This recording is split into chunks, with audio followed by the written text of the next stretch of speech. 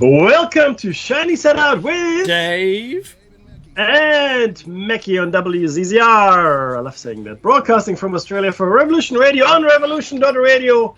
Actually, freedomslips.com, I think, still, where it's more than just radio. So jump in the chat room if you can.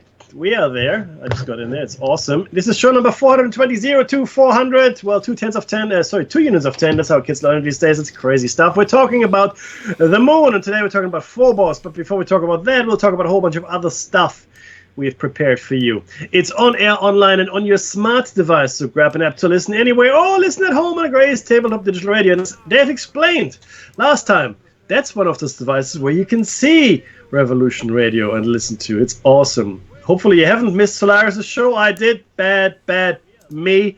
But if you have missed it, you can go to the archives. The Freedom Slips archives. That's right. And you can check out her shows there. She's awesome. She's fantastic. She's she's out there. She's actually really mixing it up. She went to this massive UFO convention just before the lockdown laws came into effect. And I heard that was a great success. So Solaris, all love to you. You're great. Keep it up, and just be yourself. I think she's quite safe where she is, which is great, sort of in God's country. Now, for $5, as I said, you can access all these stations' archives, including ours and every other host's. Before we go on, though, I would like to acknowledge the traditional custodians of this our land. Here in Pemulwuy, there's another interesting story behind that name. It is the Darug people. And for Dave, it's the Dark and Jung people. Thank you, Dave. And he's up in Narara. Both Aboriginal names, by the way. Narara is Pemulwuy. Pemulwuy was the guy who chopped off the head of the gameskeeper for the governor at the time, and he was promptly executed. Now we're naming a suburb after him. Things have changed. And with that, I would like to pay our respects to the elders, past, present, and future, for the original people of this continent. Because times do change, right? Where Aborigines were prosecuted quite severely, 200 years ago, 100 years ago, 50 years ago. Ooh, yeah. Things are turning around. People are looking, for in the ancestry for Aboriginal, roots and ties. We acknowledge that the Aboriginals weren't really just, a nomadic culture. We understand they built structures. We understand they were gatherers, but also farmers. We understand they had quite complex social structures, and it wasn't just the one Aboriginal homogeneous group either. Quite different some of these peoples were.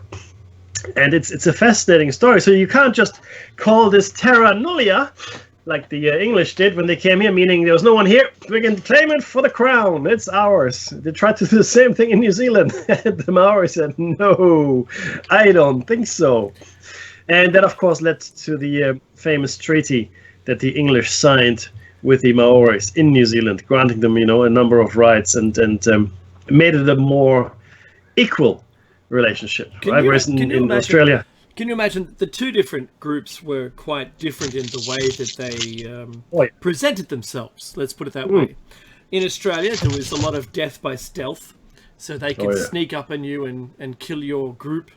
That's Patonga, the greatest Aboriginal quantity of killing in the mainland, just near where I live. And they were sneaking up in the night and wiping them out and going away. People. Anyway, in the Maoris, though, however, I have to say their haka is so frightening that if they were doing that on the shore, there's no way I would step on the land from the boat. I wouldn't get off the boat. Let's just keep going, guys. I'm sure there's another island.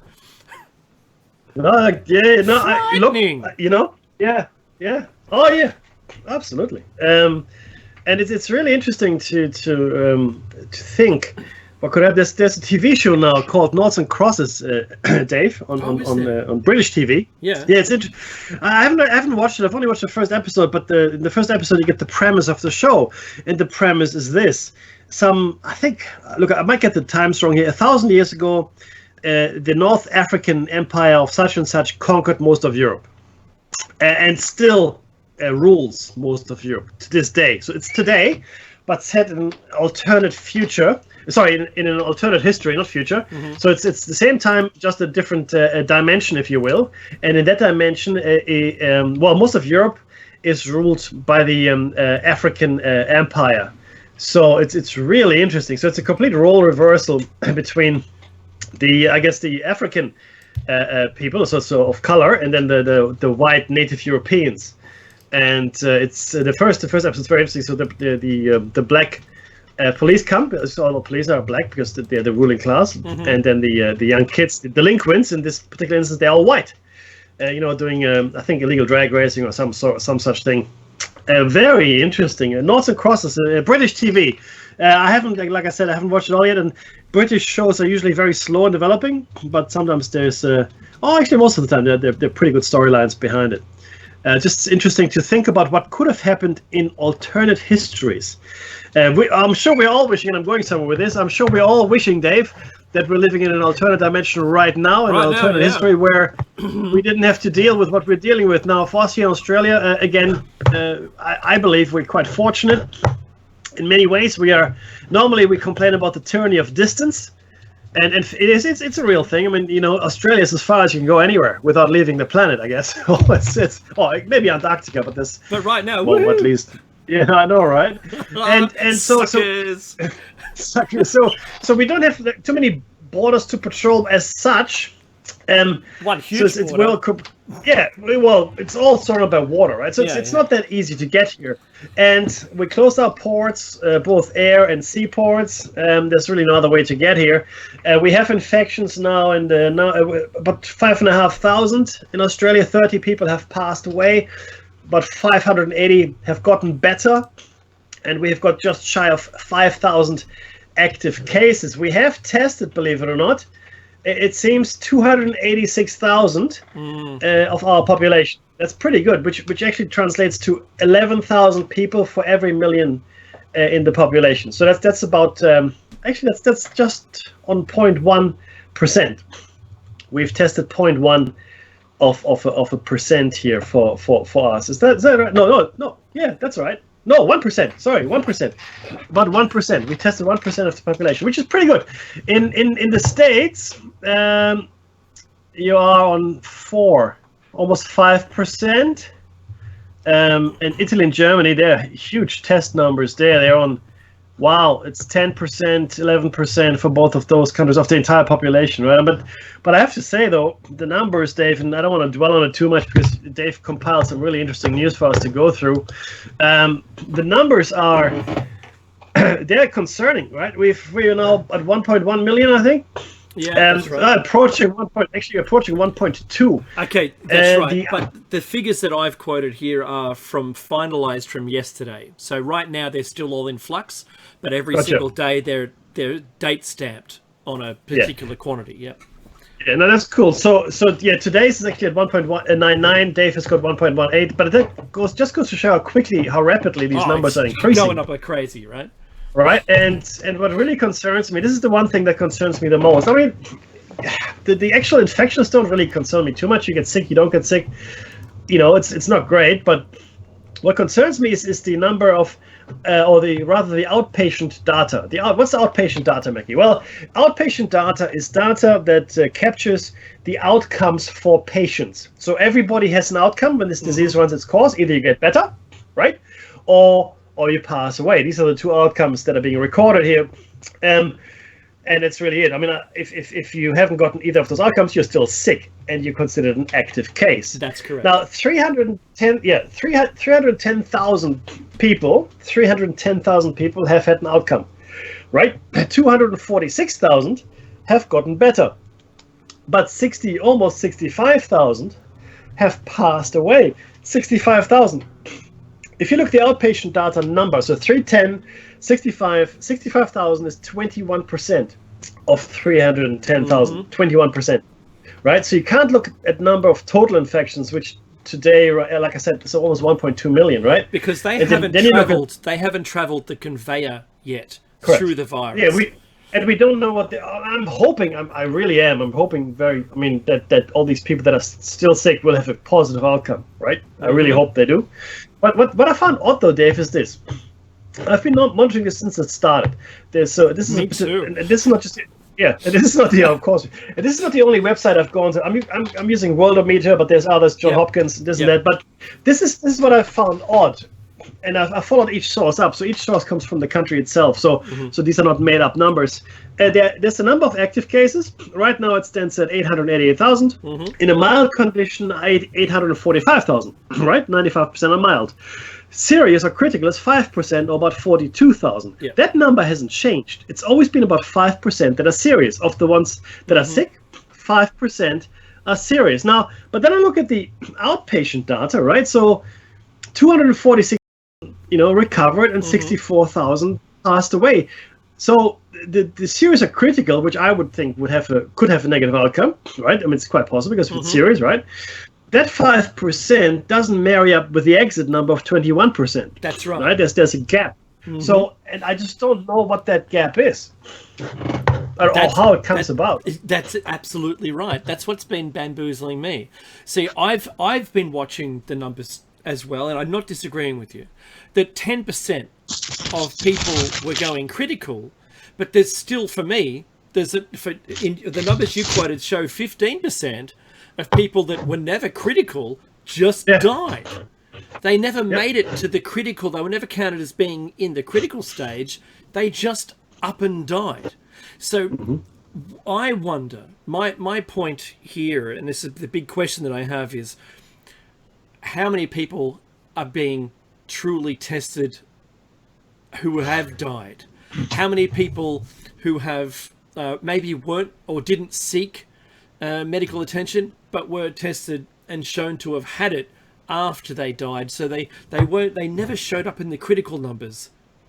It could be the only way that the critical numbers never got through, or unless the critical numbers are moving so fast that it's building an amount of people that so critical is only in active cases. So maybe the people are only being critical for a day or two and then passing away. Because they say 4 to 5 days that you'll be on the edge, and maybe that these numbers are only showing a very small amount of people because it's a time slice of today. But maybe there's a lot of it's very high turnover, criticality. Maybe. I don't know. It's quite extraordinary. One of the things that I noticed, Mickey, that the UK has the highest case fatality rate at the moment. With their 37,000 people who are currently active, they're showing like 95% case fatality rate. China 4.1. South Korea 2.7. Probably higher, to be honest. Yeah. I mean, just as a number, we got 135 recovered and 4,500 passed away. That's nuts. Yeah, that's right. So, how many of those? See, the conveyor for being treated is quite long. They say between 3 to 5 weeks on a ventilator. Now, a ventilator isn't just a face mask. If you're lucky enough to have the face mask that's a full pressure face mask, that's fine.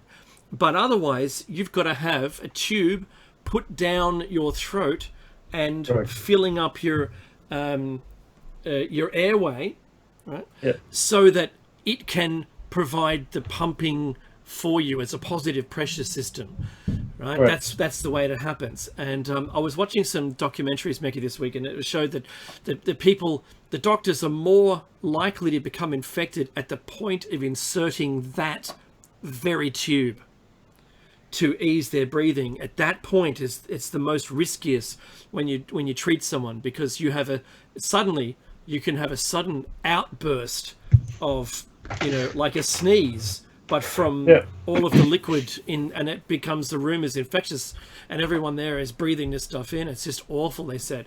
But so the ventilator is usually the only way to go. One of those things that has been talked about, I know I mentioned it a long time ago because I got this from MedCram and the metadata researchers about the hydroxychloroquine, very important drug for the treatment. America has bought up almost all of it on the world market. Something really interesting, Meki, that I found out, that we're already using that in Australia. We are. In fact, there's another one, and again, I've got some insights that most people might not have, simply because of the fact of the circle of friends and family that we have. Mm-hmm. So they have people on a whole bunch of we've also people on tocilizumab, which is an It's an immunosuppressant drug. It's not the drug you want to get onto, because what's happening is there's a cytokine storm that happens in your lung. So what happens is your immune system really tries to fight off this virus, right? And when it happens, you build up this pleura. It's like a fluid, right, in your lung, and that's happening. That's your immune system building that, and that's really bad. You don't want that to happen, but in order to suppress that massive immune response, you take immunosuppressant drugs, and this is one of them, and it can actually help. They have got patient X on it, and that person seems to be doing well, right? Oh, that's good. Well, everybody was, but here we go. Because it's an immunosuppressant. Here's the rub. Because it's like chemo and radiation. I mean, cancer is bad. So the radiation and the chemo will kill the cancer, touch wood, but it will also affect your body negatively. So what this immunosuppressant drug does, it suppresses your immune system. Oh, wow. So you're now susceptible to a whole bunch of other things that can come your way, right? My word. So you've got to stay hyper clean, clean environment. Hyper clean, hyper healthy. Yeah, wow.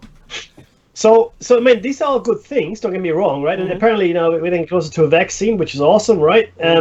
Will it have side effects for people? Yes, I think it will. But again, the vast majority of people will be okay. So this is one of those battlefield triage decisions. Do we have a vaccine? Yes or no? The answer is well, for the greater good, and this is a completely utilitarian argument here. You must vaccinate, right? Am I a huge vaccination friend? Well, no, but. Are vaccines inherently safe? No. We know that some people, people will have very negative It's always going to be a percentage of the population that has a negative impact, yep. But we made, as a society, we made a decision, well, we're going to take that risk rather than have, 50,000, 100,000 people die of the smallpox, right? So we've decided, no, we're going to vaccinate, and we know that some people will have a really bad reaction, some people will die if they take the vaccination, right? And it's just the nature of the beast, but the vast majority of us will be okay. Now, is that acceptable? Well, yeah, it is. In my mind, it is, right? Because we have wiped out some of the diseases. We have, right? And they're only coming back now when we're starting to lose our herd immunity. Because vaccinations don't work the same for everybody. No, just because you're vaccinated doesn't mean you can't catch it, right? But your immune system is more able to fight it off because it knows what to deal with. It's been presented with it, so it knows what to look for, and because normally these viruses that we're vaccinating against overrun your immune system so quickly because their ability to reproduce is beyond your body's capability of controlling the virus. Bingo. And that's why you still get the virus even though you've been vaccinated, but you're able to commandeer it, lock it up. 100% correct. Yep. That's exactly right, Dave. So, and that's where herd immunity comes in. So if most of us are vaccinated and have a degree of immunity towards any disease, whatever it might be, then we are better off as a whole. The only problem that I had always was MMR, which is the mumps, measles, and rubella in the one shot. In Germany, they were administered separately. Oh, wow. Yeah, they're always separated. But here in Australia, it's just a one shot. Now, my children have been vaccinated, and we wouldn't be able to take part in any daycare or schooling if they weren't. That's mandatory here in Australia. Yeah, it is, correct. So I did, and they're okay, touch wood, it's all good. But I understand why people are a little concerned. I completely get it, right? But the flip side is, if we don't vaccinate, we go back to the 19th century, where millions of us die of the flu or smallpox or measles. And I don't want to be there, right? What's the alternative? I don't know, but I'm going to do a show with Dave here on viruses and such, because I have this. Okay, this is going to be okay. Sorry, I'm going to say this, right? But it's this is the shiny side out, right? Tinfoil hats on and all that. I looked at viruses and the structure, just the way they look, also the way they are built. So you could argue they're not actually a living organism because they can't reproduce. They're symbiotic. Yes, but they have. Yeah, in fact, they have to reproduce through your cells. That's why they invade you, right? They come into your body. Hey, there's a good cell. I inject my genetic material here and pop. I use all the stuff in your cell to grow myself more, and off I go. Now they can't. So the bacteria are different, right? But viruses, and I look at viruses now, a lot of them, and they look like oh, that sounds crazy, like robots, like mini robots. And I say this because of bacteriophages, which are viruses, or in the virus family, which are specifically designed to, or which have evolved, or whatever you want to call it, right, to kill bacteria that actually can harm us quite significantly, right, and can reproduce without help. So I believe, crazy stuff, that somebody in some distant, past, when we had, high levels of technology and all that, they created virus, or the virus family, in my opinion, and in order to fight bacteria, I think, to some extent, and other reasons as well. Because don't forget, there are also gazillions of good bacteria that we need to live, to exist in our gut, for example. Yeah, okay, right. so I believe, and we're gonna do a show on this microbiology, because I think it's fascinating stuff. And I know I'm way out there with my thinking, and I'm just saying this, right? At this point, I've got zero evidence to back up what I'm thinking, but I look at a virus and the structure of it, I'm thinking, how would you have evolved naturally if evolution is a thing? How would that happen? Yeah, completely. Right? That's knowing that in your cytosol are mechanisms that process RNA with 5 A's at the front and 3 at the back, has to have that structure, has to be a protein, has to be able to, in the case of the coronavirus, for instance, has to replicate once by RDRP, and that's polymerase at the end, by the way, Mickey. You would enjoy that. And then it has to get reprocessed again to make the negative, and then reprocessed yet again in the same process to create the positive, to make a strand. So those two wrap around each other, and that becomes your virus that then is able to, that's one copy. Takes 3 copies of the RNA to make one single virus cell again. Crazy. How could that be, Mackie? I'm with you on this. It's not something that just would randomly turn out as a protein that you've inhaled at some point or touched your eyes that suddenly matched exactly the same process. It looks like it's been made. Absolutely, completely. Yes.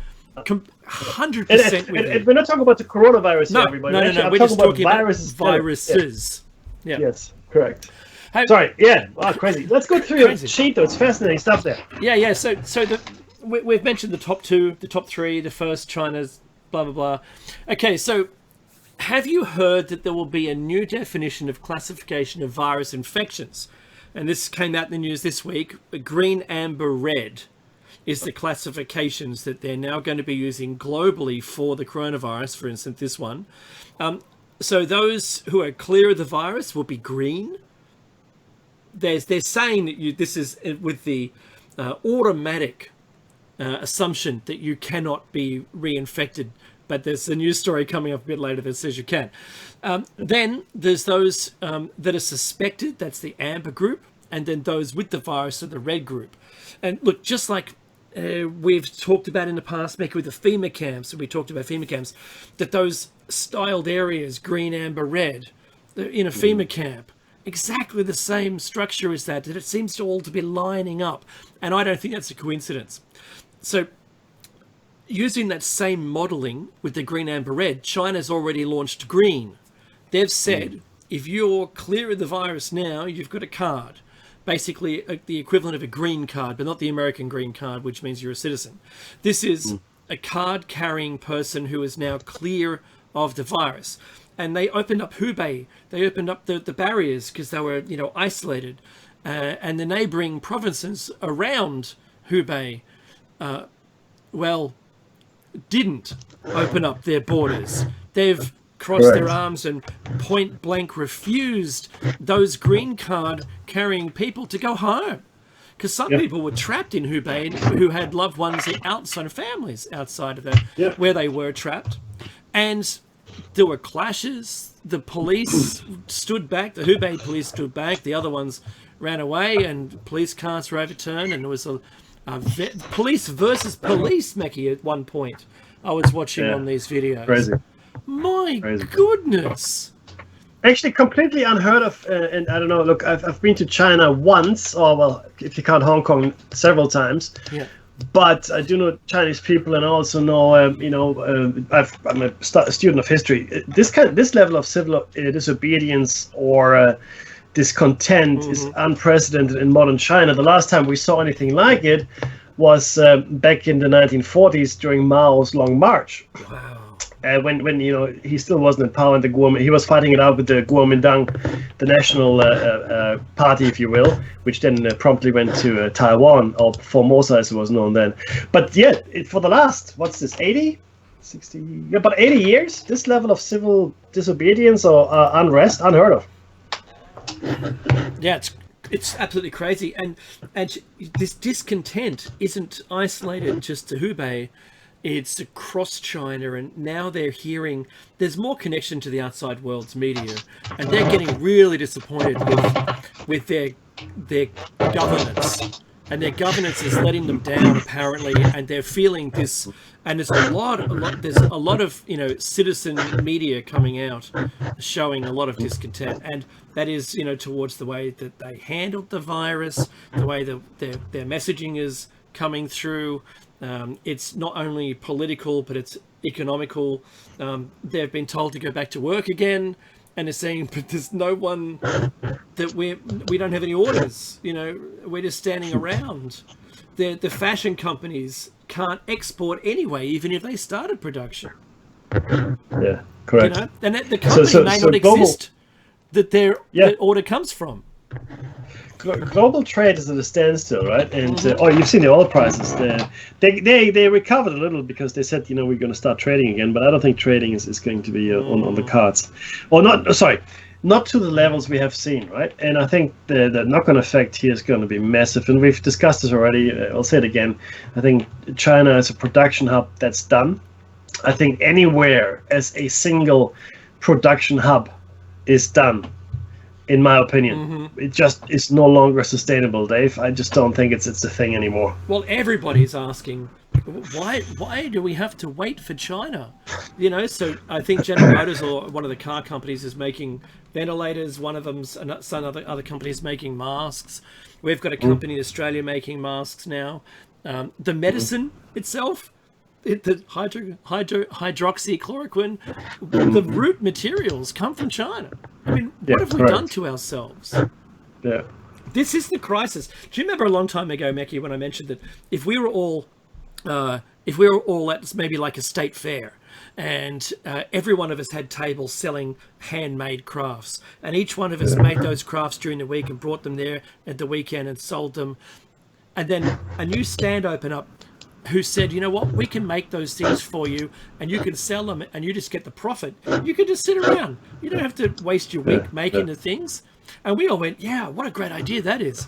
I can just sell stuff someone else makes and I can make profit off it. Yeah, but that person doesn't turn up one week, right? Yeah, what are we going to do now? We're all absolutely screwed. And that's exactly that's what happened. Yeah. I wish I remembered the show number where I said that. No, but look, it's a fact. I mean, this our society, the way we are now, and the way we've evolved, I guess, in our civil interactions, we've created a society which allows for parasites to exist, right? People that don't actually have to contribute, simply because the means of production are elsewhere now. I mean, even communism wouldn't work in Australia because there are no means of production anymore. We've just exited, Holden, the iconic. A car for Australia. I mean, seriously, right? There's no car more iconic than the whole. I know, right? But I honestly, I believe that's coming back. So I believe very strongly that manufacturing is going to be more localized. I think we're going to see a resurgence of it absolutely after this. Yeah. Yeah. I listened to this analyst the other night speaking around. It used to be about cost competition or cost assurance or cost management, really. Cost management, he said, right? So we go to India, we go to China, we can pay a person $1 an hour, $1 a day, and they're going to make the same thing that I would have to pay an American, Australian, or European $20 an hour or something, so, significantly more. Now it's about risk management. Cost management to the side, because the thing is this, you might have the lowest cost, but if you haven't got a business, if you're going bankrupt, what's that going to do for you? Well, what are we at now? Making like 3 million unemployed. It's crazy numbers. You've got the number. You've got the number right here somewhere. Yeah, I thought. Yeah, it's around about 3 million now, I think. Yeah. So we need to move away from the lowest cost for anything, because we now have to look, how does everybody stay in business? I mean, think about this for a second, guys. Think about it, right? Your business, you're going out of business because your supply chain is global. All your stuff that you need to sell locally, even if you wanted to, you can't, because you can't get it because it's not made here. Your warehouses aren't full. I know people that have they're self-employed. They've got companies. Some people sell bathroom products, and most of them are manufactured in China. The warehouses will run empty eventually, right? That's right. I mean, vice versa too. Look at the fisheries in Tasmania. They were exporting a whole bunch of stuff to China. I mean, the orders are slowly coming back in, but guess what? A lot of those guys didn't make it. So, but it's nuts. The flow-on effect, of course, is the pubs and clubs and all of the retailers. The retailers are just about to close. There's going to be another level of lockdowns coming shortly, and it's not going to be pretty. These lockdowns are actually having some effects. There's some, I think so. I think so too. However, they're starting to broaden the definition of the criteria that allows you to get tested, and I think we're going to see, because there was like 100 people that they couldn't account for that's in the community. We've had people up here on the Central Coast, 84 of them, last check, who are meant to be in self-quarantine, but some of those confessed while they were shopping without masks on, saying, there's nothing wrong with us. And so now we have the military chasing down those people who signed a document to say that they were going to self-quarantine and police that. Yeah. What? And they should. I mean, I know, military. Well, the thing is this. So we can't use any medical staff because they're running low, right? Now the That's military is stepping in to help both the police and the medical staff, right? In Australia, the police is well past being overwhelmed by any of this detective work. The only reason it worked to some extent in Singapore, and Singapore is actually facing a second wave of pain here, and I'll explain to you in a second why. But they followed every single case up. Like the police work in Singapore that was required was astounding, right? But they did it. So they did really well. But they didn't do well is they didn't close down their schools or shopping centers or anything like that. If they had done that, if they had closed it all down, right? And I'm not saying they're in horrible shape now, but they could be in a lot better shape. But they now have to fight the second wave of things, right? So Singapore, again, they only have just over 1,000 people sick, which is not bad actually, and they have had 39,000 tested in Singapore, which is about 6% of the population. But the point is, they could have done a lot better. They got 75 new cases overnight, this and that and the other. So now, though, because they left everything open, right, and they did great detective work, but because they left it open, because they didn't lock down quick enough, in my opinion, they may be facing some serious repercussions now. Similar with Russia. Russia was doing nothing here. They've overtaken us, Dave. Yeah, I know. They've overtaken us. Sorry, no, I lied to you. So they've overtaken us in fatalities. Yes. Not in total cases. They're just 1,000 below us, but fatalities, they've overtaken us. Yeah, and that's only going to rise because of their inaction. Yeah. And this is the thing. So, talking about action, I got a great segue to the next point, and that is the New South Wales, that's the state we live in, police commissioner is now going to investigate why the cruise ship doctor, the Ruby Princess cruise ship, was let into the harbour, docked, and all of the people were released because the doctor on board signed away that everyone was healthy. And now they know that's not the case.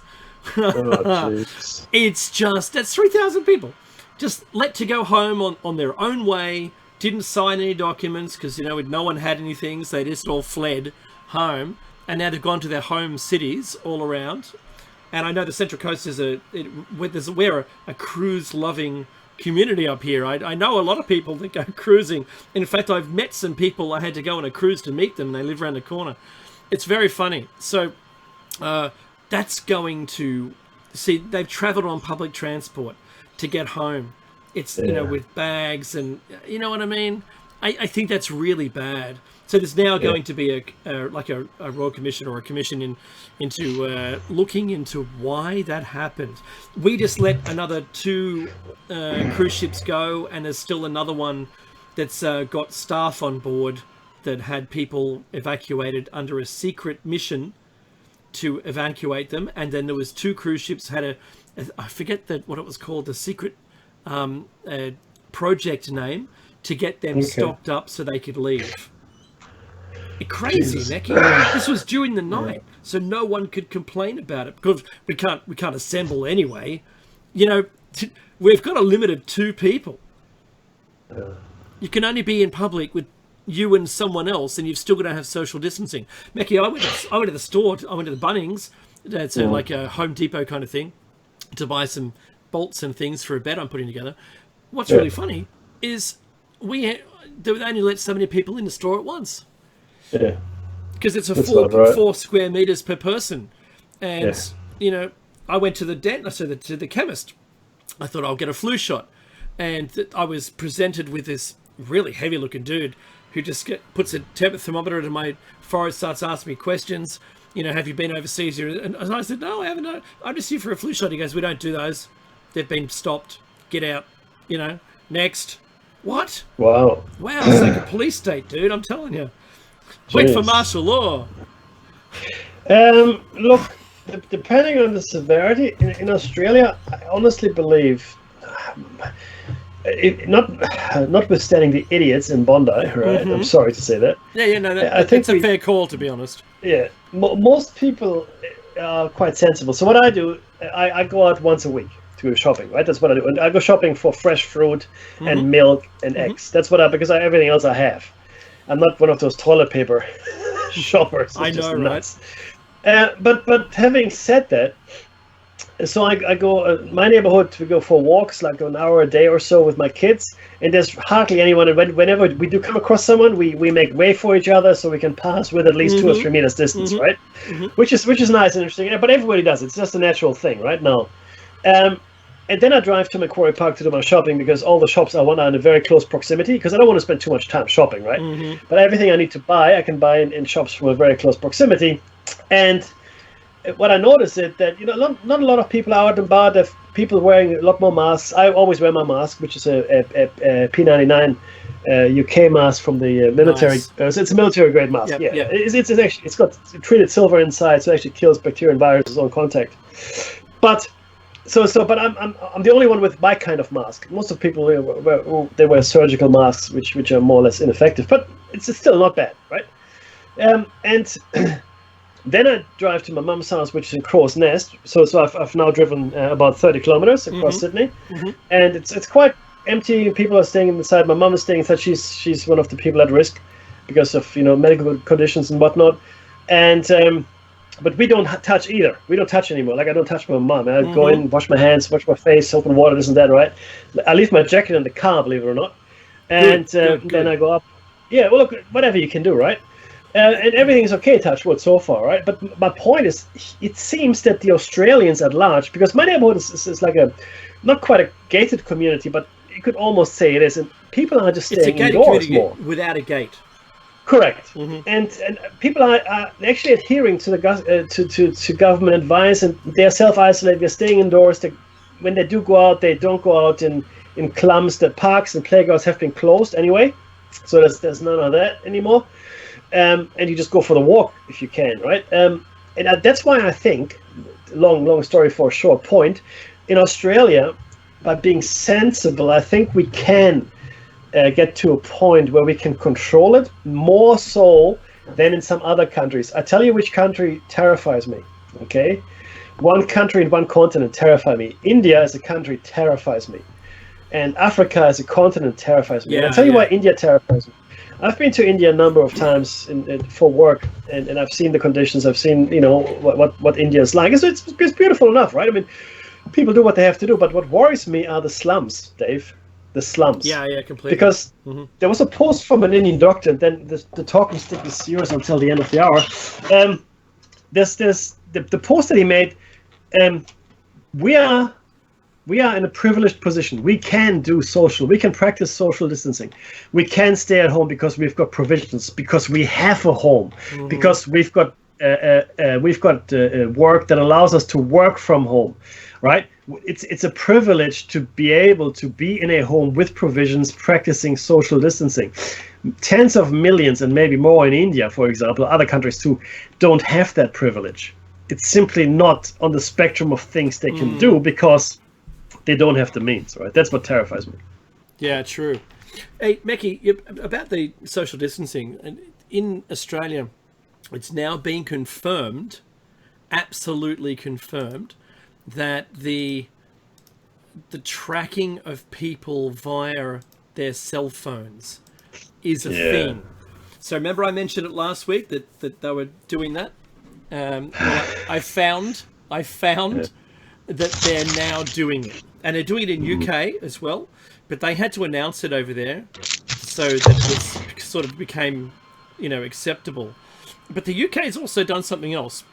They've suggested now, the suggestions, so this is the kind of messaging and communications that I'm seeing coming from getting played out in the media. And when I say played out in the media, I mean, this is, how they usually telegraph everything ahead. Yeah. And that is that China should be sued. Believe it or not, this is the story. China should be sued 6.5 trillion, don't know where they came up with the number, for coronavirus damages, says the top UK think tank. That's what they're saying. Yeah. I know. Is it too soon, right?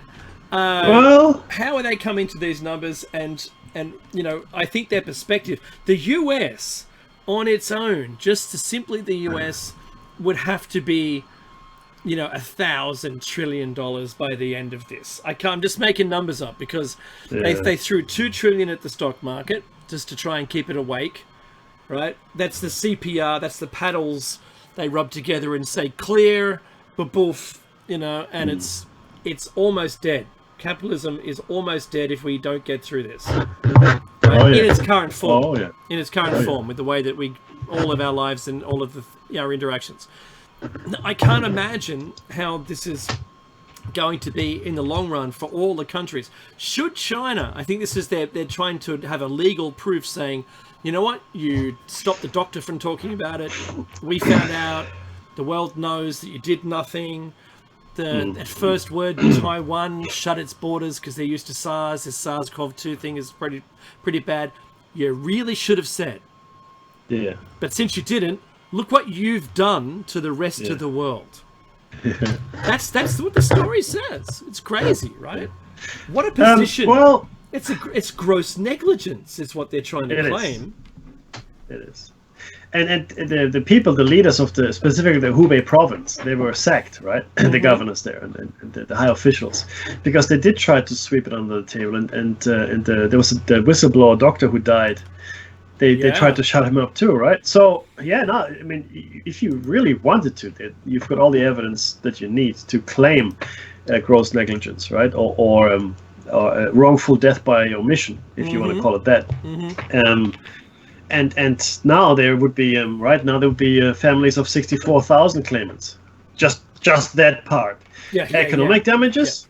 Economic damages. Forget about it. I mean, what do we see in Australia? 3 million. What was the number you had here? That's right, 3 million. That's just nuts. In the States, I mean, when this is done, I reckon tens of millions potentially out of work. Right? I think they're saying they've already hit double figures with unemployment, and there's the tracing over there is really hard. So the multiple levels of people here is just crazy. But I wanted to say, Meki, wanted to bring this up, and that's the remember how we were talking about how the young people only had 0.9% probability of it being lethal for them. Yes. We're starting to see those numbers come out. And so the first one was a 3-year-old toddler who passed away as a result of it, of SARS-CoV-2, right? COVID-19, I hate saying those words.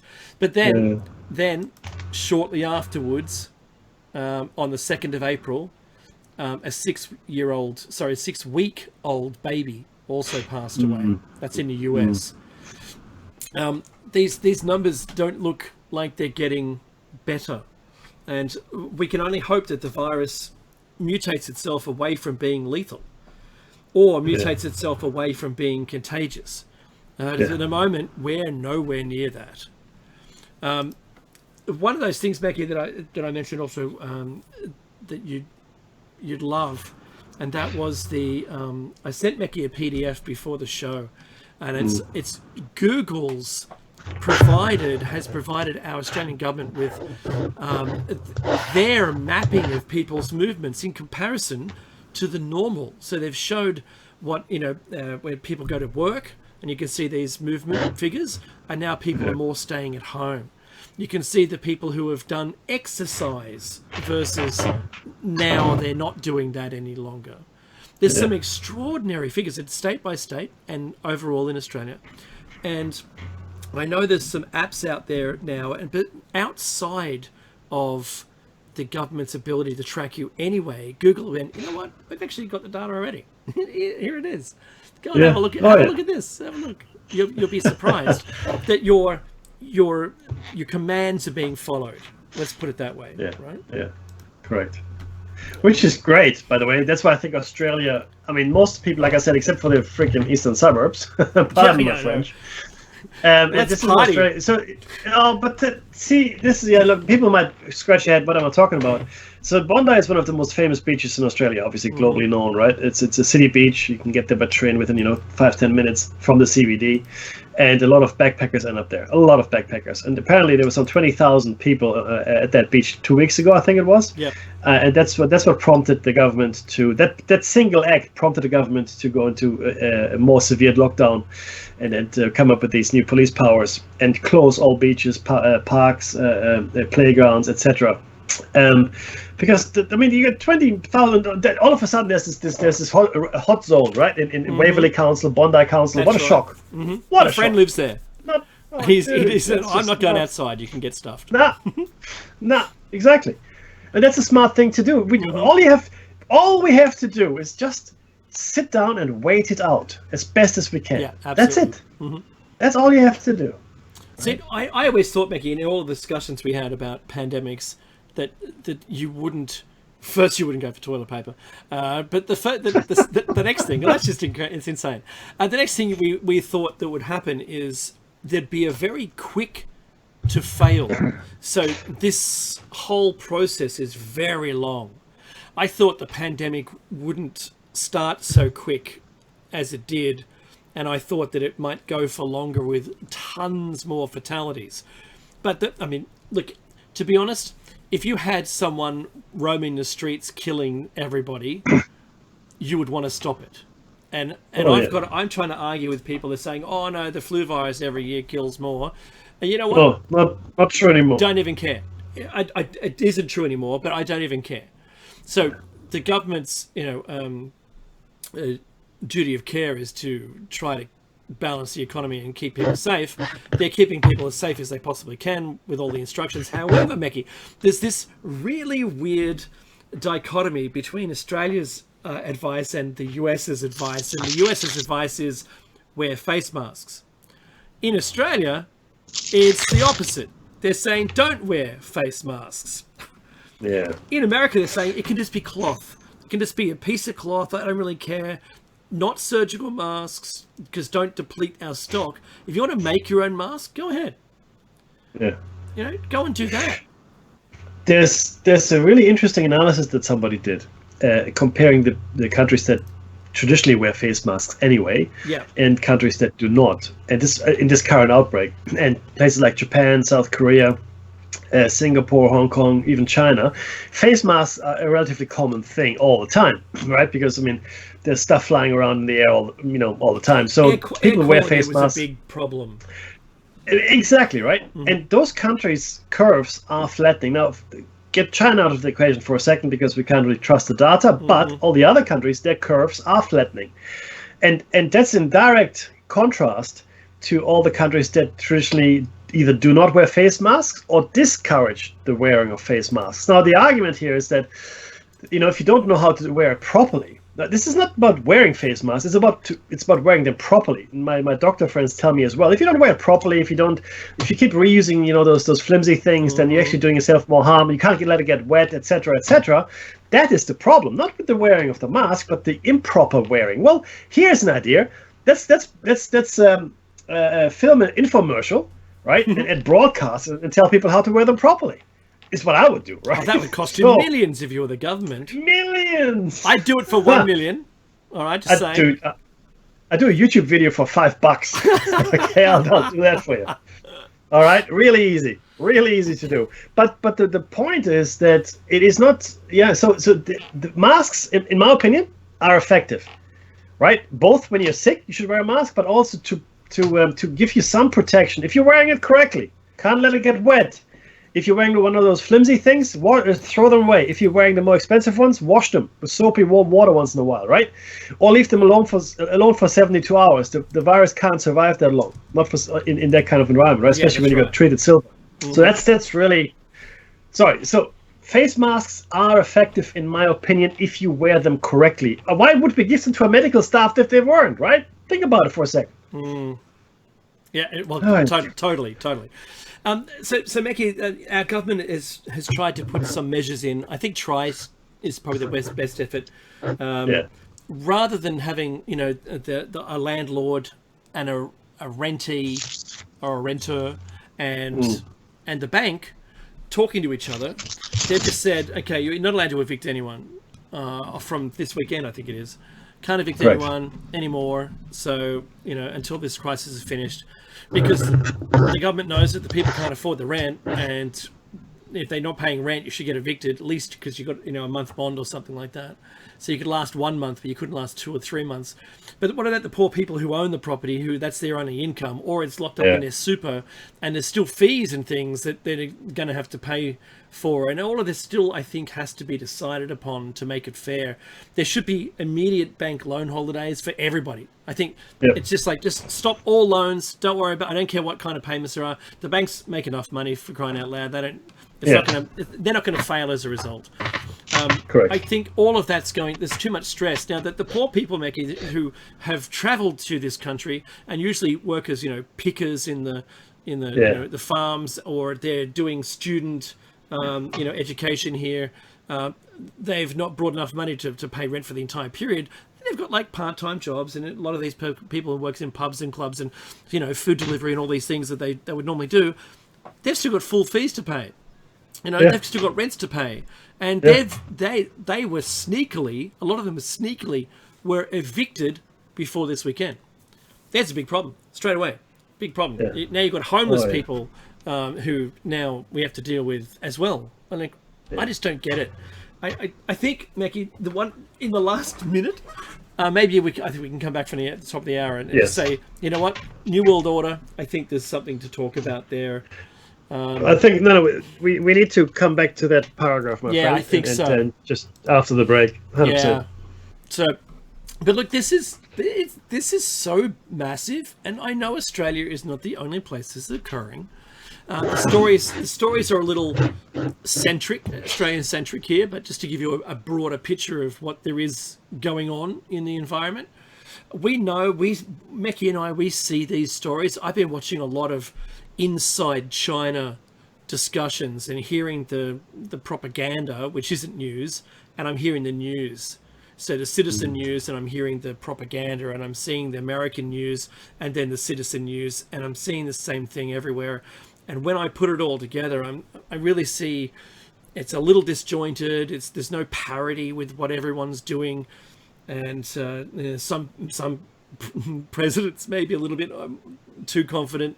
And what's the dude who's in the only one who seems to care about the whole country in America? I think it's Cuomo. Yeah, and he's actually given permission for the military to take ventilators from anywhere it's not being used, should they need them, because they're losing more people, man, than anywhere else now in the country. Sorry, in the world. Yeah, correct. Did you know Spain was sent test kits that ended up only being 30% successful? Crazy. How are you supposed to survive? I don't know, buddy. I don't know either. I'm expecting the music to start any second. If someone in the break music, all right, thank you. The break music started. We'll see you on the other side of the break. It's only a small break. Take the time to donate. And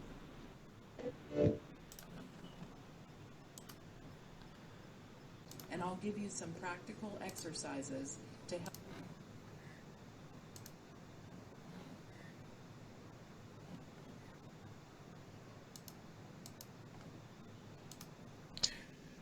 You're back with David Meki's Shiny Side Out on freedomslips.com on the #1 listener-supported talk radio on the net, so push the donate button or subscribe to the archives for only $5 US a month. I had to make sure I wasn't muted. If you're new to Shiny Side Out, welcome aboard. This is a tinfoil hat zone, so keep your arms within the vehicle, turn off your personal reality inverters, and please, no flash photography. We are glad you're on board, and thank you for inviting us into your lives, which might be into your houses, where you are, and your thoughts. So follow, subscribe, or otherwise for the appropriate social media platform. We're halfway through show number 420. 0, 2 units of 10 and 400. I just love when you do that. Get yourself some great merchandise from the station's website, an EMP-proof thumb drive with survival documents, or a seed pack. Just follow the instructions when you're donating and making your choice, and ensure that if you're going to buy something, then make sure that your local customs departments or border force allow those kinds of things within your country. We can't buy seed packs from overseas. They just get burnt, incinerated, and there's certain laws around knives and swords and weapons and things like that too. For us, it's a bit of a shame because there's some great things on offer there, and I really would urge you, or do urge you, to go down that road. Meki, So we just ran a little over time in the first hour, but we wanted to round out the final part of that discussion from the first hour. Yes, no. Let's look at this now. What Dave put together is really a question around a whole bunch of things, and it's a fair question. What we're seeing now is potential end of cash. A lot of places I go still shopping don't accept cash, which is fair enough. Their face shields now, right? Touchless, completely touchless. People in the supermarket don't even pack your groceries anymore, which I understand. It makes perfect sense unless you buy the bag from them. There's tracking, facial recognition, mobile phone tracking, a follow-up on people. So it's a fairly a detailed and invasive kind of, technology as well as activity that's being undertaken here. And what does it mean? Is this the beginning of the New World Order? Is this really now ramping up into a one world government? Now, is this, Dave? Are we looking at lockdowns? Yes, we are. Are we looking at martial law? Not yet. I will say that martial law will come into effect in the States before anyone else. That's my opinion. There's already tanks in California and tanks in New York. That's National Guard, though, right? You're right. So, it's not the military. We've got the military. Posse Comitatus is still in effect. I don't know if they're going to lift it or not, but we'll see. Will they deploy American troops on American soil? Look, anything is possible, right? I mean, I have no idea, maybe, but they'd probably be in hazmat suits and ABC gear, right? So ABC gear, which is special protective gear that soldiers have to weather atomic, bacterial, and chemical attacks. A new world currency, look, I can see a move away from cash money, simply because cash money is a physical manifestation of our wealth, and it's touched by people. I mean, as we all know well enough, every American banknote apparently, or the vast majority, have some traces of cocaine on them, because that's what people roll up to do their business. So and then even if your banknote hasn't been used for that, it might have touched one that has. But same goes for virus. I mean, virus will stick to that thing just as well as a cocaine molecule, right? So cashless, I mean, this would be a big push in that direction, in my opinion. Also, you probably wouldn't want to do put your PIN number anymore. So I think they might raise the limit on cards, because why would you want to touch the touchpad, right? All the shopping centers I drive into, Dave, all have the boom gates open now, because you have to press a button to get the ticket. That's right. Even the airport. Yeah. The airport said they're going to waive fees. So that means also cutting staff. Yeah, good segue. To talk about the airport, dude. Denver. Yeah, right. Yeah, so look, I've got it up on the screen. I've been putting these news stories up as well. So the Denver airport murals, where if you've not already been freaked out by them, sit back and relax and have a look at Denver airport murals, and you'll be completely surprised. The artist they commissioned to do it had a very, very dark touch, and you know what? They were approved. They were approved and they were installed. One was painted over, from what I understand, but for the most part, one of them shows, let's just call it, fascist gun and sword toting enemy of the people, the person that would control everybody. That the sword is stabbing the white dove, and there's a line to the horizon of mothers holding dead children, and there's dead people everywhere. Is the story that's showing, and the buildings are broken, and this is it looks like, you know, that police state kind of view, the thing that we're currently in control of us, that's currently in control of us right now. Our governments all around the world we're in lockdown. I mean, I didn't even think that there was a thing that they would call for us to stay inside our houses. For what purpose? Yeah, to keep us safe. But, you know, that's been the same excuse for a lot of things that they've passed laws, you know, that we've asked for to be safe, and suddenly we want these things. You watch what they're going to put through in the background. So one of them, that's one. And the other mural that is, you know, I think maybe the success component of this, whereas that fascist person is now seen dead, and all the children of the world are there's only children left, Meki, by the way, have gathered up all the weapons, and they're remaking those weapons into what look like, you know, farming implements or something like that. There's a child there beating them. Swords to plowshare. Yeah, exactly, absolutely. right.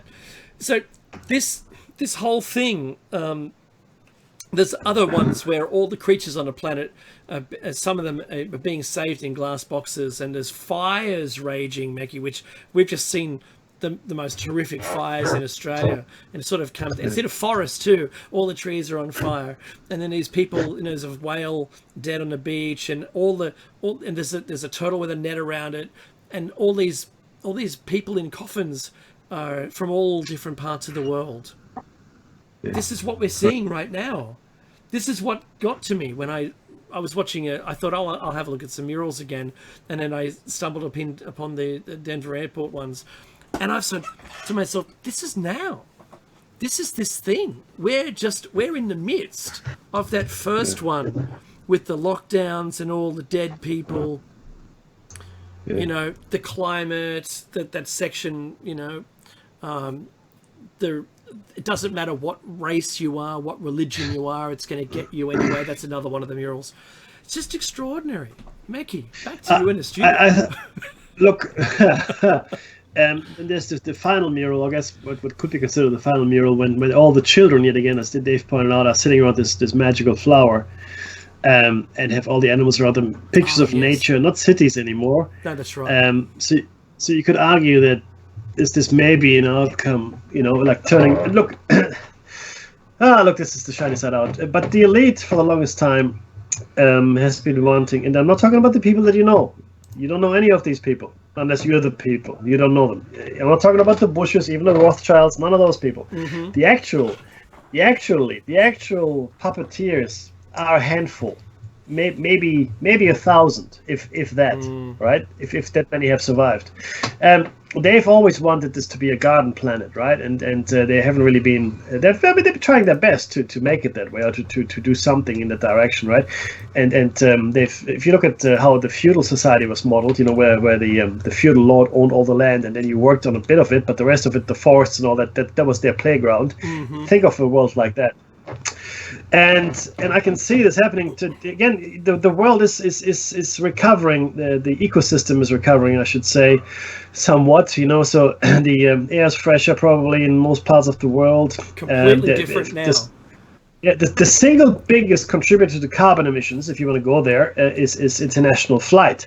So all the planes are grounded pretty much. Not all of them, but the vast majority of planes are grounded. So none of that pollution is happening.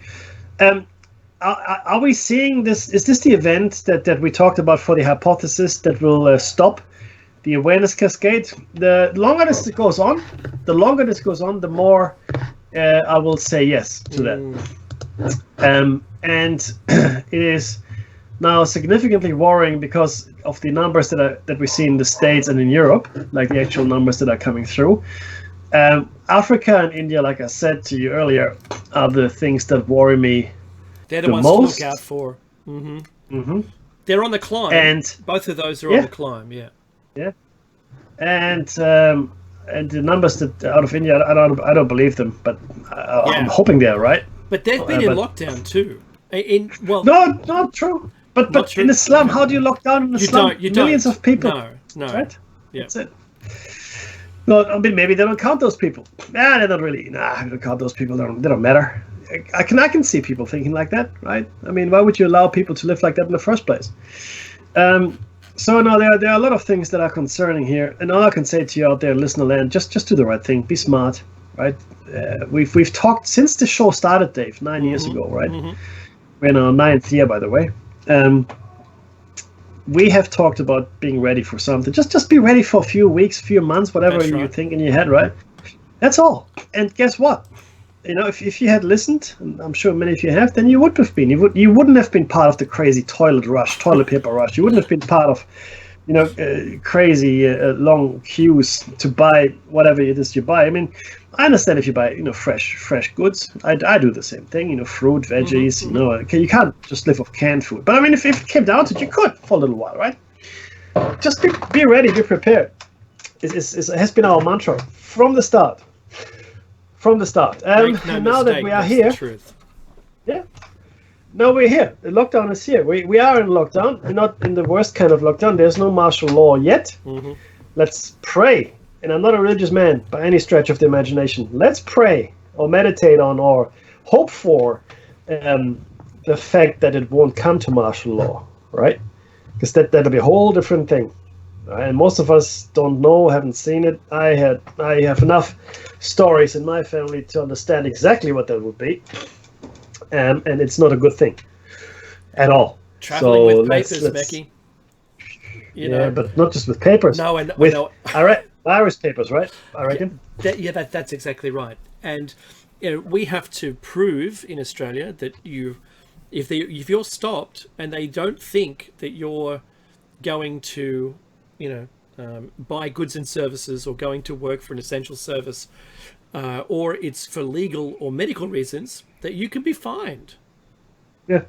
You can be incarcerated or worse. Yep. That's right. Yep. So, that we're almost there. We don't have to carry a letter of proof yet. But if for whatever that proof was, designed to be, I don't want it to be the case, but I think, Becky, we're seeing that already in other parts of the world, and I have to say, we're only a number of cases away from that happening. There has to be a point in which this next level, these ramping up of these changes occur, so that their balance of the economy and public safety is a thing. I think is a little heavily weighted towards the economy, but because I think we should be a little safer than we're currently being. But we've seen the numbers decline, not like the US though. Oh my goodness, exponential is the word of the day with the US, and I'm not sure how much of that was just slow to react, any complacency amongst the people, or maybe it's that weird mixed messaging thing that we're all getting, where you hear in the media tell you one thing and then suddenly the president's saying something else, and then you go, oh, okay, well, I can do that now. And then you might have a state government giving you different orders, or a town telling you something else. And I think, man, I don't know. I think you take the one that has the most consequences and the one that has the most information in it. I think you just bundle them all up together and do the most extreme of all of those things. Yeah. Because Becky, my friends and I, we were talking this week, and I know that you love the movie They Live. I love The Matrix, and so do you. 1984. My friend's like saying, you know what? It's sort of like all this together, and Logan's Run for that matter. So the cleaning of the elderly out of the picture, right? The 1984 with the government watching everything you do. Now they're tracking our cell phones. Openly now. They've told us they're doing this. how many laws get repealed after they're put in place, right? So I mean, not a lot, buddy. So the messaging we're seeing is really like They Live, just obey, obey, obey. Yeah. No, and I agree with David Icke to some extent. Again, if you look at the totality of numbers, we're not even scratching percentages of world population yet. Not even a decimal points of percentages, right? But the fear is there. The fear is real. It's tangible. It is tangible. It has changed people's behavior. Action, solution, right? So there's an event, and we demand action from the government. There's a solution offered by the government, and we go, yay! The key has always been, don't force the people to your will. If you do that, that's foolish. It won't last long. It's a revolution, etc. You need to get the people to ask you for help, right? After 9/11, oh no, we need tougher laws, tougher anti-terrorism, blah blah blah. Let's invade all those countries. Iraq, which had nothing to do with 9/11. Let's invade them. Yes, Saudis. Good idea. That's right. Look, you can't say that. No, well, you might soon, because the oil price is in the toilet, right? So you might soon be able to say it. But the point is that we've always the trick has always been, and this is something the elite learned once brutal force simply didn't work anymore, because you can't stop human progress. It's not possible. You can try to keep people as dumb for as long as possible, but eventually, they will evolve. Yeah, 100%. We will take a step in the right direction. And that's just the last point I want to make on that before we maybe go on topic. I'll throw this talking stick to you, my friend. Oh, no, I completely agree. So remember, they create the problem and then provide a fix for it, which we'll ask for. And I was telling my friends, Mackie, this week, and because I've had a dinner party over Skype with my friends, which was really, really fun. And I found that the thing you crave the most is actual adult conversation. Not with your family, because my family doesn't share very many of my interests, just to be honest with you. Right? I can't have this kind of Mackie and I discussion with anyone in my family. My neighbour, though, social distancing with my neighbour over a fence and more. We can have these kind of conversations. My friends over Skype, yeah, absolutely. But that thing I found, Mackie, that the socialising part of my life, where I do actually enjoy talking with people. I didn't realise how much I enjoyed it until I don't have it. Right? You don't know what you got till it's gone, right? So I didn't appreciate it as much as I do now. So one of those things is really, really tough. Now, to wind it up, with all of these things we have in place, I think you've got to make sure you avoid the old Ren and Stimpy space madness. It's one of my favourite shows. I liked when they were both writing, but when they split up, it changed the dynamics of the show. One of those things I think that we really do crave, and you know what, Mackie, all of these things have come to pass.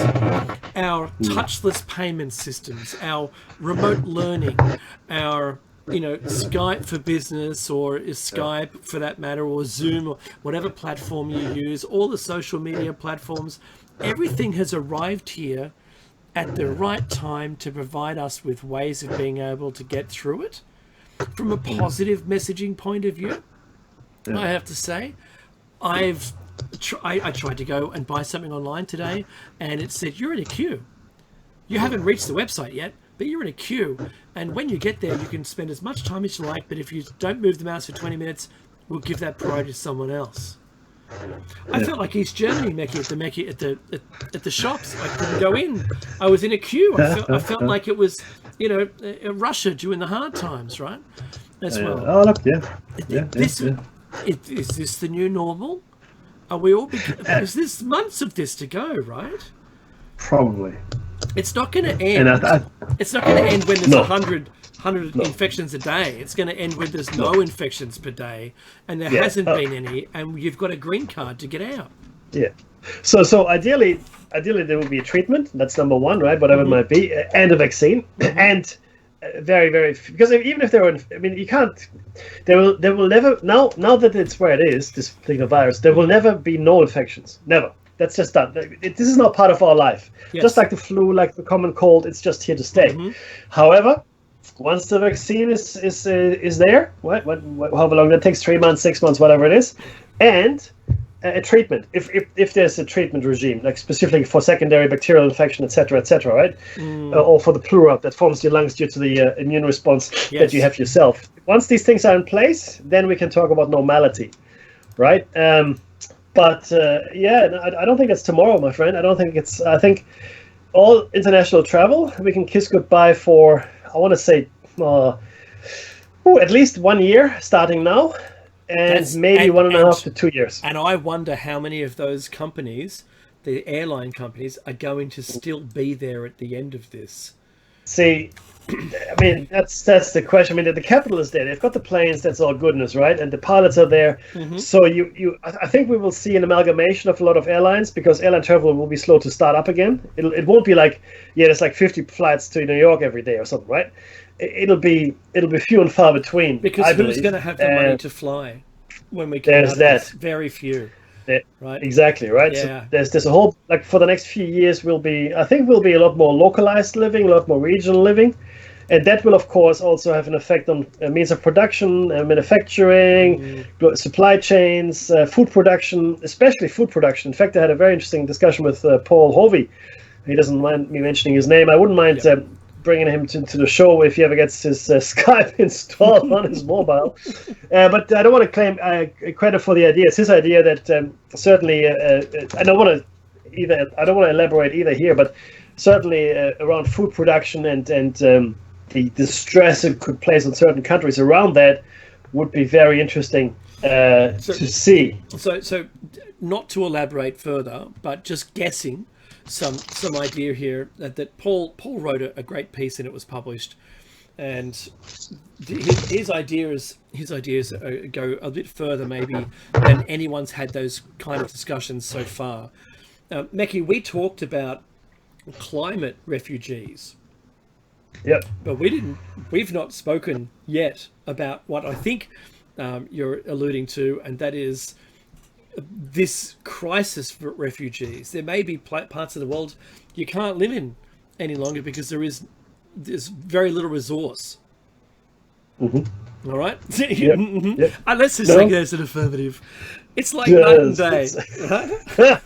Well, look, again, I don't care how we're going to deal with it individually, but once we come out of this, be it in 6 months, 12 months, 18 months, 24 months, whatever the time frame is, we will emerge into a very different world. And in the chat room, they're talking about the Hopi just right now, right? Yeah. And the Hopi said they emerged into the world after the Great Catastrophe from underground. So they came up onto the surface from underground. And in a way, we will emerge onto the surface of the world again as a collective to find a different planet. There's only talk about here in Australia that our political system doesn't work. The two-party system just doesn't work. Yeah, capitalism is under attack. The American political system is under attack. In fact, the very failure of a lot of these countries to act in a timely fashion has proven that our political and economic systems it's too glacial, too slow. It can't react to anything, and its governance is so poor, and the messaging is so awful that it's put us into this situation. Taiwan, however, did a great job locking down immediately. You're absolutely right, Meki. That's why I'm talking about the New World Order. I think as a result of coming out of this, we may all decide, or it may be imposed upon us that a decision needs to be made, in which we'll all agree anyway, that there should be a layer of governance above all of our countries. Yes. That's my prediction on this. Yeah, but it has to be more effective because they're already asking for the resignation of the head of the World Health Organization. Oh, he was clown. Because apparently, be that as it may, right? But in my opinion, look. But so what we have to do then, we have to get a body that is more effective, right? To govern these things. So, look, yes, it'll be a different world. It'll be a very different world, depending on how long this goes on for. But look. The thing is this, right? If you look at the numbers here, most of us, and I mean most of us, even if we catch it, we're going to be okay. Most of us.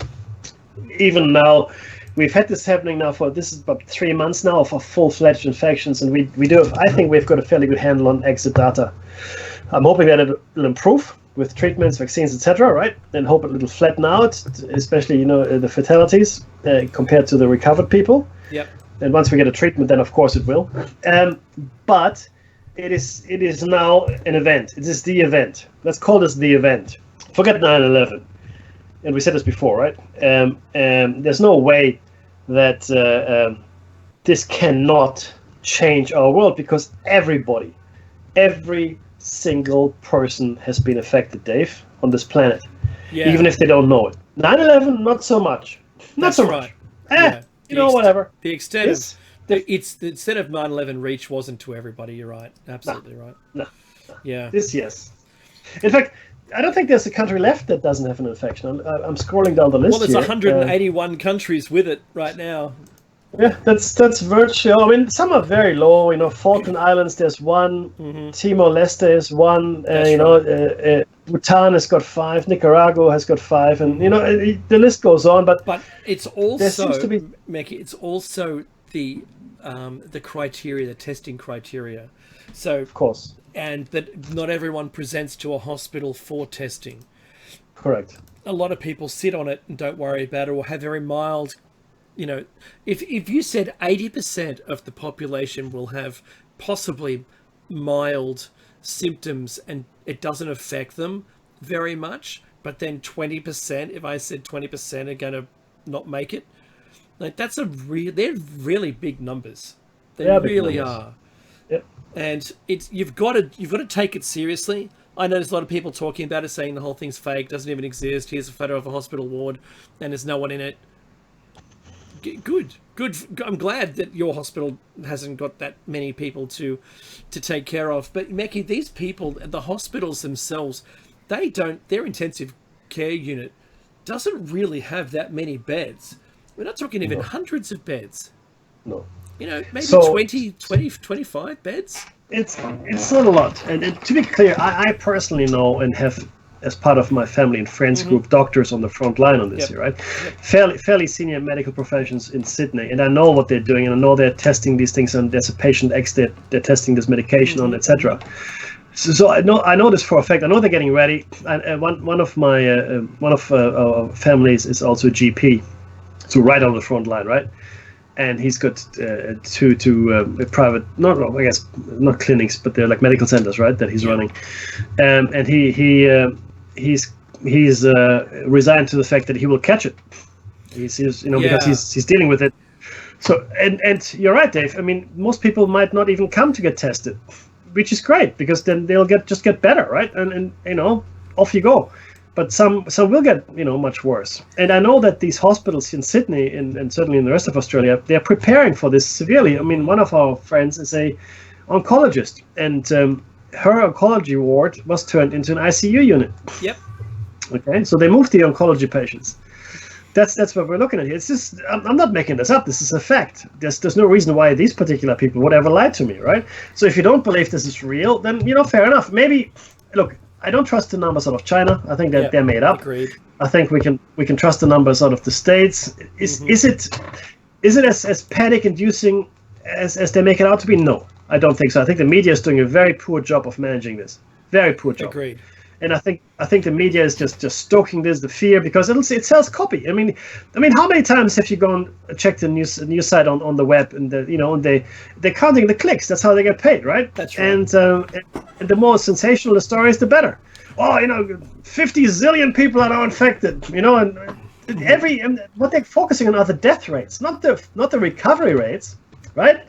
Tell me how many people recovered in the news. Don't tell me how many people died. So they say, another 5 people died. Or tell me how many people. Or because that's not a good story or an interesting story, a panic story. I mean, if they tell me 2 people died and 100 recovered, they tell me that the 2 people died. They won't tell me the 100 recovered. It's completely skewed and sensationalist. Oh, the thing I didn't mention before the break, Meki, was that the captain of the aircraft carrier was fired by the Navy for asking for help. He did it a little too publicly. That was the reason they gave. But he had as a captain, 100 of his crew that were already down with the virus. And so his declaration was, I think, warranted. You know, I think he asked for help, and they just went, well, good luck with that, and we're not going to do anything. So he went public with it. And you know what? The crew, I love the crew, applauded him and said, you know, you stuck up for us. And that kind of camaraderie or mateship, I think, is, you know, it's worthy of a sincere thank you from those on board. I mean, my goodness. Yeah. He didn't say, well, good luck with that and make them walk the gangplank, right? Or what was it called? It's a gangplank, isn't it? It's a gangplank, yeah. Yeah. He didn't do that. He didn't just cremate them while they're still alive. He didn't take them out the back and shoot them, right? Which is what some people have joked about Russia doing, or for China for that matter. They've joked about those things. But this guy, man, he was so sincere. He turned around and waved thank you to all of his crew. But you know what? They should not have let him go. They should just have a little inquiry and say, you know what? You shouldn't have gone public with it. But he goes, but you didn't help me. Mm-hmm. And that's really terrible, because ships are a petri dish, as we've more than well discovered. Yes. No, that's true. And it's a fact. That was the final point in all the stuff that I'd written down, and there really wasn't much else. I think, Mackie, we're at the bottom of the hour. I think we finalised the show by talking about the show topic. Yes, in fact, so we finished off the moon last week. So we're gonna, well, there's a couple more articles, but we also wanted to talk about Phobos, which is one of the moons of Mars. Phobos and Deimos, fear and terror. They're Greek names for those moons.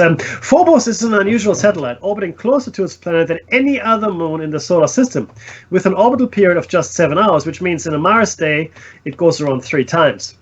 Around Mars, that is. Small and heavily cratered with a lumpy, non-spherical shape. It looks a bit like a potato. Mm-hmm. It is only 9,000 kilometers from the surface of Mars, which is about the distance from San Francisco to New York and back, and is slowly spiraling inward toward the planet. So that means it's got a deteriorating orbit. Mm-hmm. Right? In another 50 million years, they believe, it's actually going to crash into Mars, which is interesting.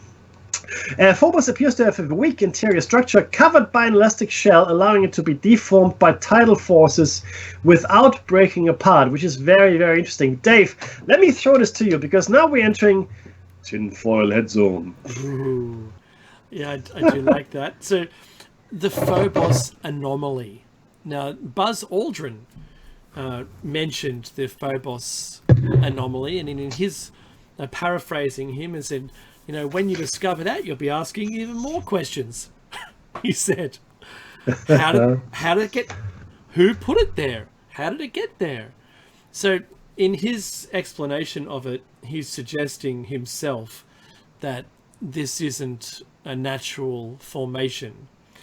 Now, the Soviet Air Force, Colonel Marina Popovich, has gone on record stating that Phobos, one of the 2 Martian moons, is an artificial structure.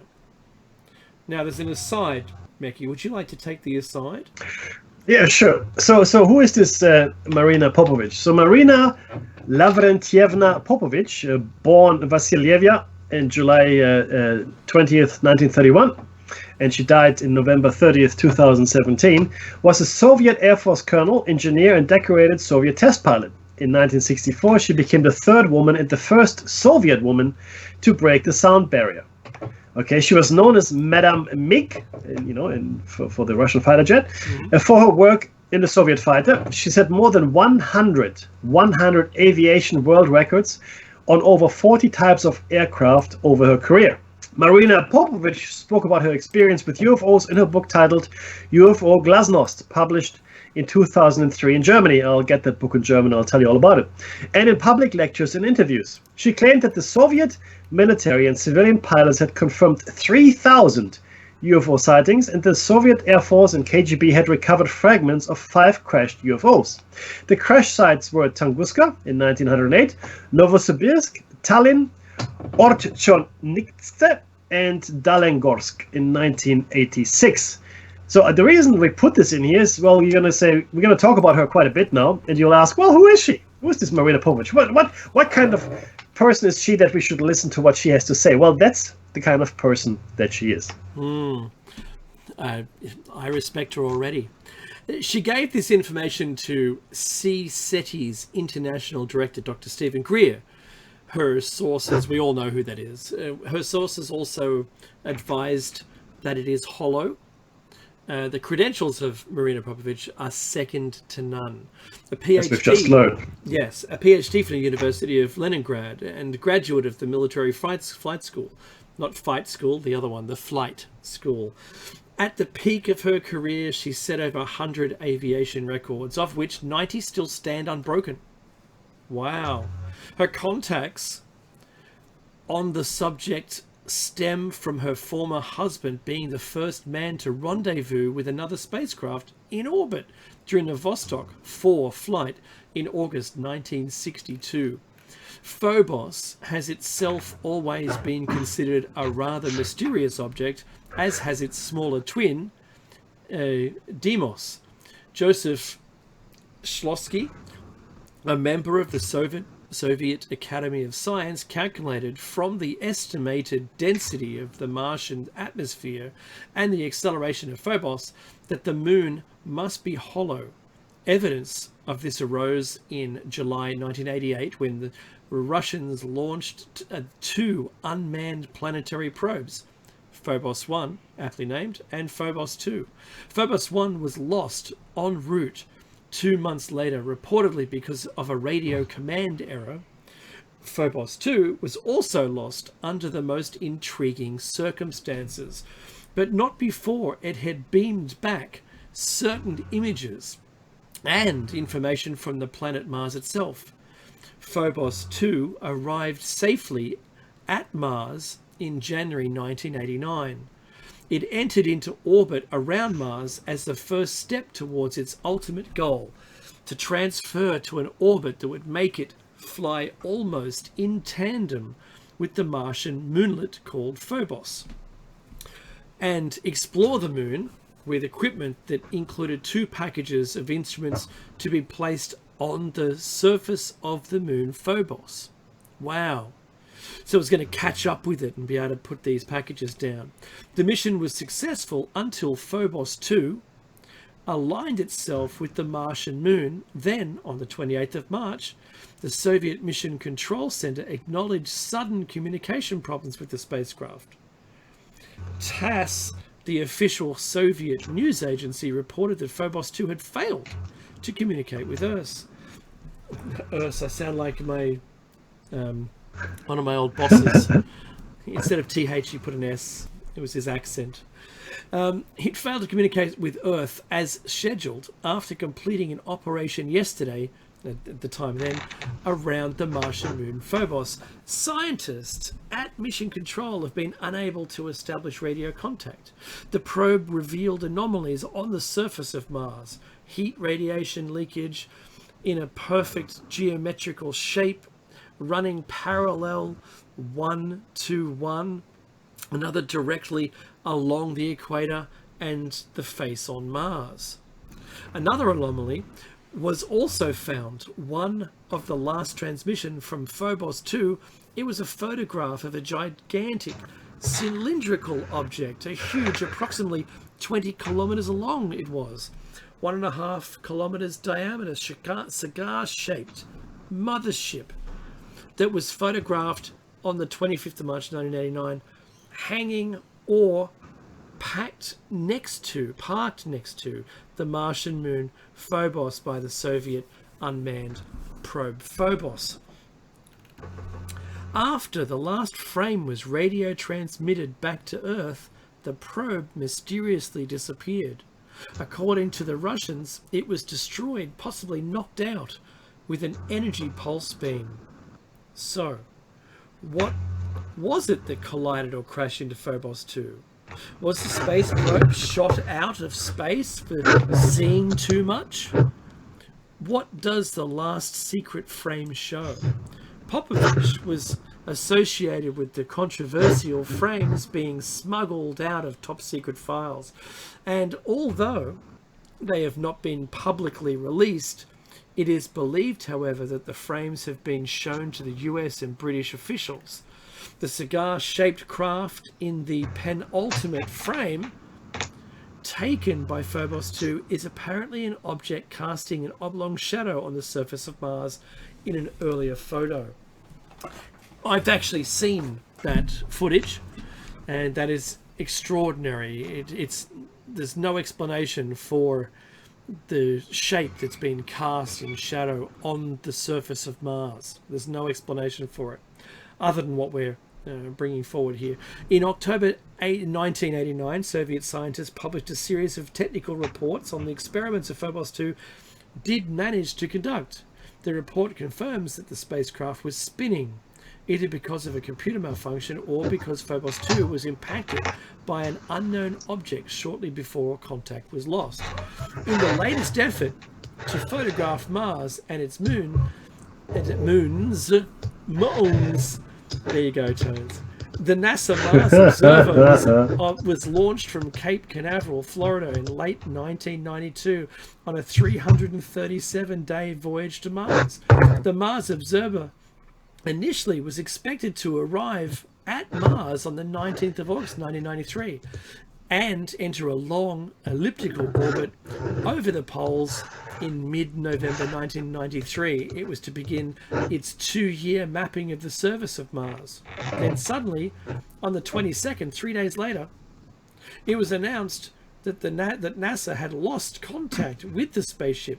Americans in the world mourned the loss. I personally mourned the loss of the valuable scientific tool for understanding Mars. That's what it was. Taxpayers wondered if there was a better way to spend their money than on expensive space probes that didn't work. A shield was going up on the new information about Mars to the public at large. And the source, thanks to IDS and thanks to CSETI. Yeah. So I've just put something else in here, Dave. I'm going to send you the updated show notes post haste. I was just because what I wanted to do was put some debunking in here, because this is the site that I've been looking at it. I've been umming and ahhing on whether to include it. So I will share it with you guys. Yeah, cool. So this is called the entire article is called "Exposing Pseudo-Astronomy Podcast Show Notes: The Mystery of Phobos 2," and it's really debunking the alien mothership spacecraft, or at least so they wish to do. So I'm going to share with you. Yeah, so I'm going to share with you only the concluding paragraph here. There's a link in the show notes, and I'm going to put it elsewhere as well. You can follow it yourself. But essentially, so in the end, with what are we left? The known facts are that half the missions to Mars have failed. Phobos 2 was already having mechanical problems, and on March 27, after its transmitter had been shut down to conserve power while executing a maneuver, regular communication could not be re-established and the craft was lost. We also know that many images taken by Phobos 2 and sent back to Earth have numerous image artifacts. So artifacts are sort of, anomalies, or not anomalies, but rather errors in the processing, I guess, of the image. Mm-hmm. Including one that appeared on over 1/3 of the images, perfectly aligned with the scan lines that digitized the images to send back to Earth. For more background on that, you can follow the other podcasts that they have there. On the conspiracy side, we know that the Russian cosmonaut presented one of those images that had an artifact, and claimed that it was the last image taken by the craft, which it wasn't, and claimed that it was a UFO and that she had to smuggle the image out of Russia. This was then printed in UFO magazine in 1992. So that's the available evidence. On most conspiracy sites that you'll find, if you do any internet searches for this, you'll find this usually in the context of NASA cover-ups, which is impossible since this was a Soviet mission, or Phobos itself being a gigantic spaceship, or Mars having life, or other such things. But the evidence here needs to stand on its own. So as critical thinkers, we need to ask ourselves, what's the most likely explanation given the evidence available? Is it that in this one case, the line was in fact not an artifact, but it's a plasma weapon or alien spaceship that destroyed Phobos 2 days before it lost contact with Earth and sent back at least a dozen other photos? Or is the evidence more consistent with it being an image artifact that was trumped up by UFO enthusiasts who played fast and loose with the facts and continue to propagate the conspiracy today? And then he goes on, you know what I believe, but you should make up your own mind. I agree with that. You should make up your own mind. I find that interesting, though, Dave, that in this entire article, and I'll only give you the last section of this, he doesn't mention who that Russian person was, namely Marina Popovich, and who and how kind of credentials she had. He just says, let's say, a Russian cosmonaut, right? But he does say she, right? That's the only acknowledgement of him, that it is in fact Marina Popovich. And now that we know who she is, I think it lends a little more weight on the things that she says. And this is what NASA has done as well, quite significantly as well. Whenever there's like something funny on in a photo of space, Moon and Mars specifically, certainly on the Moon, it's called an artifact. Like I said, an artifact is usually explained away as a digitization error, right? Or an image processing error or some such thing, but it's not actually something that was photographed, that was there. It was an error that was later added in the development or digitalization process. That's what an artifact is. Now, that doesn't hold true for a lot of the times. It holds true for some of the times, of course it does. But for a lot of the times, when you look at the images, the artifact explanation simply doesn't stand up. But most people don't dig deeper. Most people go, oh, yeah, well, it's an artifact, yeah, and that'll do. If you're an armchair debunker, that's all the evidence you need. Someone else clearly did the hard work of debunking it. You just have to quote them, right? You don't have to do your own thinking. And that's really where it all falls down for me, right? Dave, why don't you? I think we've got plenty of time to talk about the Phobos monolith. Absolutely. So this comes from Wikipedia. So just letting you know the source. The Phobos monolith is a large rock on the surface of Mars's moon, Phobos. It is a boulder about 85 meters across and 90 meters tall, which is 279 feet across and 300 feet tall. A monolith is a geological feature consisting of a single massive piece of rock. Monoliths also occur naturally on Earth, but it has been suggested that the Phobos monolith may be a piece of impact ejector. The monolith is a bright object near Stickney crater, so look that up, described as a building-sized boulder which casts a prominent shadow. It was discovered by Ephraim Palomero, who did extensive surveys of Martian probe imagery, and later confirmed by Lan Fleming, thought it was Ian then for a minute, an imaging subcontractor at NASA, Johnson Space Center. Fleming noted that the following of the strange object. There seems to be no good reason to put the word monolith in quotes to describe this object.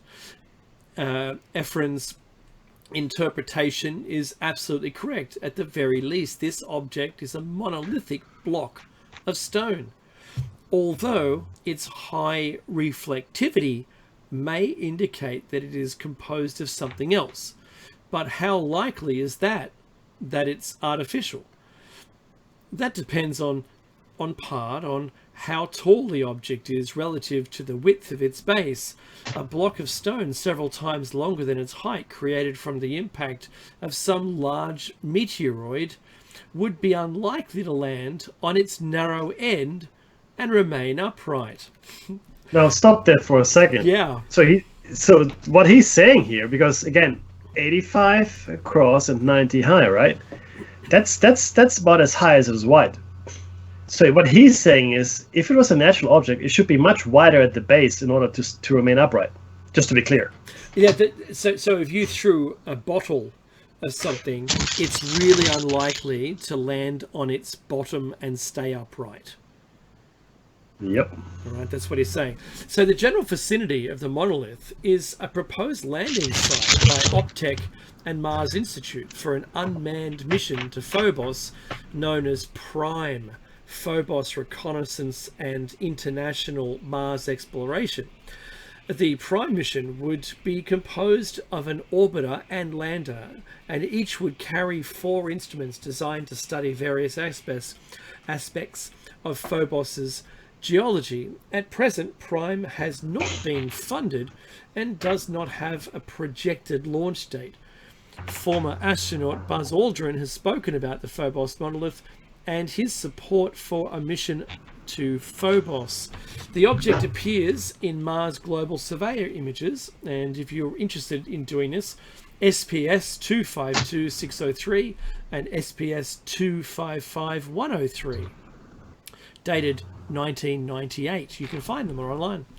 The object is unrelated to another monolith located on the surface of Mars, which NASA noted is as an example of a common surface feature in that region.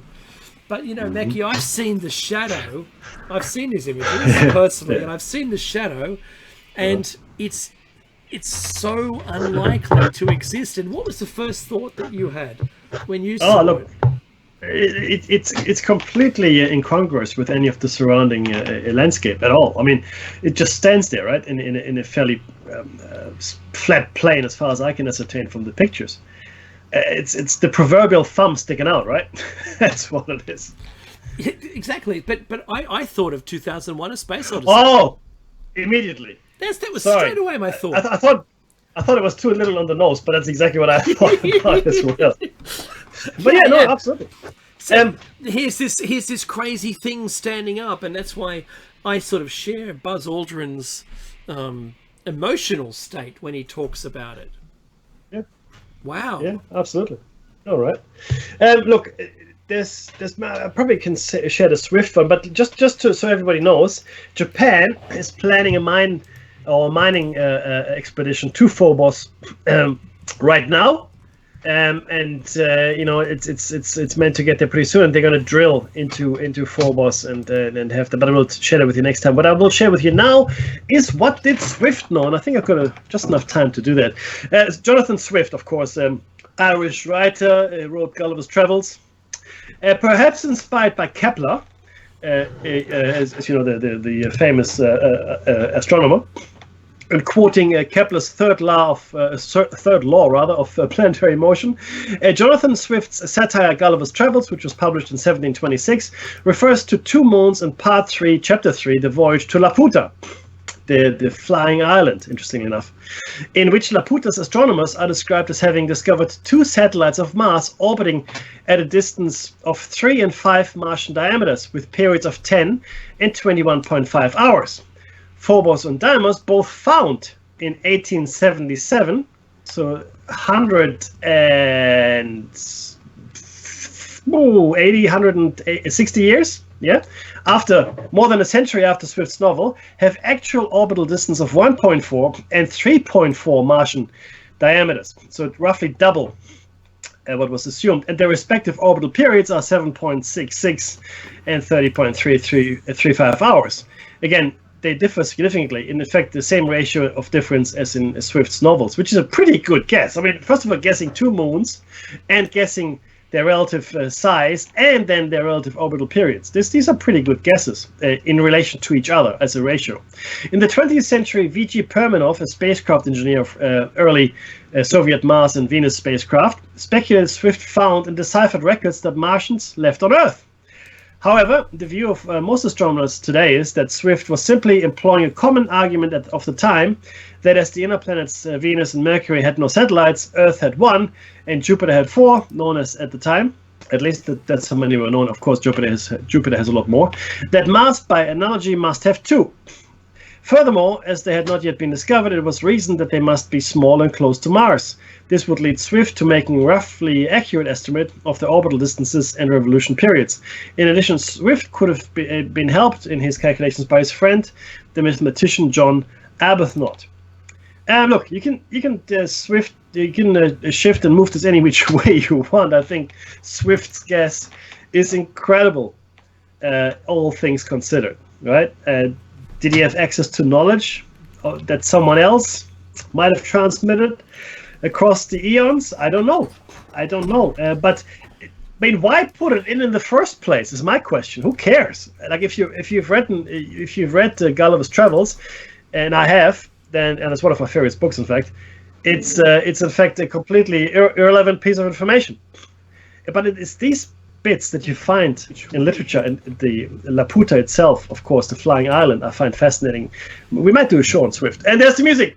So come back next week, and then please stick around for Jerbear rather, and his awesome after-hours show. Absolutely. Take care, everyone. See you next week for show 421.